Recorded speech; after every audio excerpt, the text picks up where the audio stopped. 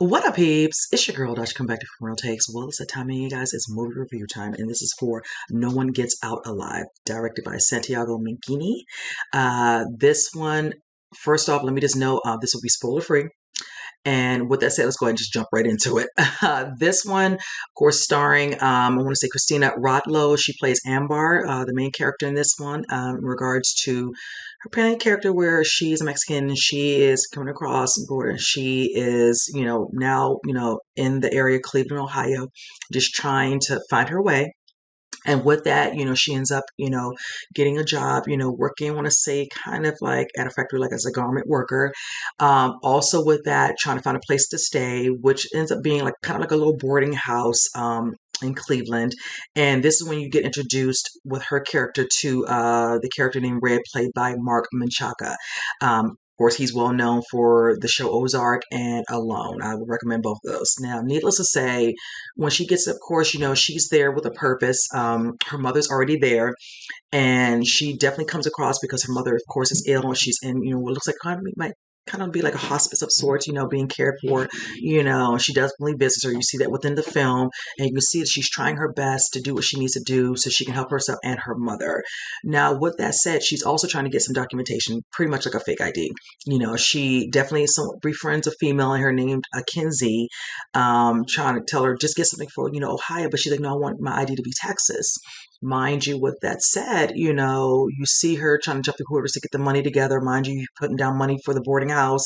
You don't have enough. You're dealing with a, very micromanaging, boss at the factory, nitpicking on this, whatever. So you're trying to just kind of lay low, do what you need to do, and then the girl, tells her she's going to try to help her, with her ID. So she's excited. She gives her some money, whichever.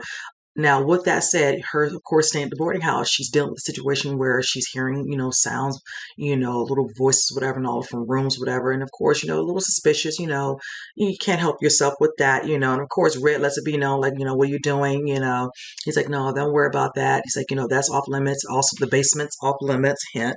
So she's already kind of, unsettled about where she's staying at, but she's just trying to stay focused on her main agenda, get the ID, because of course there's a part where she eventually, reaches out to her uncle, who, named Beto, who's played by David Barrera, and she's trying, to note that she's trying to, get a better job, and he puts in a good word for her. It's like, make sure you have your ID together and all that. And she's freaking out because she's trying to get a fake ID for Texas, whatever. Unbeknownst to him, that she's kind of, fibbed about a couple of things, so things kind of take a turn because the girl who she gave the money to was pretty much just a user, scamming her, whatever, and all. Took her money. She can't seem to locate her. She can't get the information she needs from, her boss. Her boss is like, that's privileged information, whatever, and all. And it gets into it with him where she puts her job in jeopardy. So she's kind of freaking out. She's dealing with, Red, at the home, whatever, trying to get, her deposit back, whatever. He's kind of wondering, why you want, like she's trying to leave, so other things are kind of,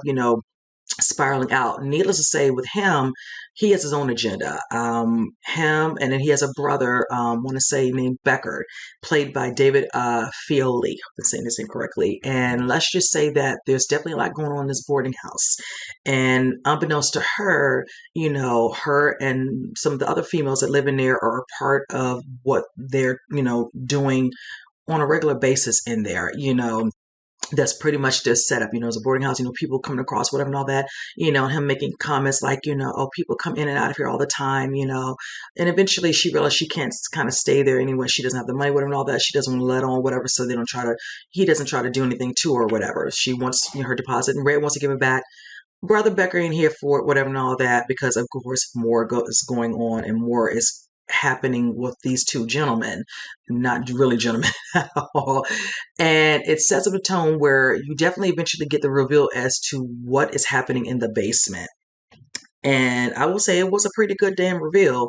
Not realizing that, Red kind of plays the character of being a little bit more, empathetic, with, understanding, Amber's play when she's going through it and all, and trying to be, a little bit, engaged or whatever. Becker out just doesn't care.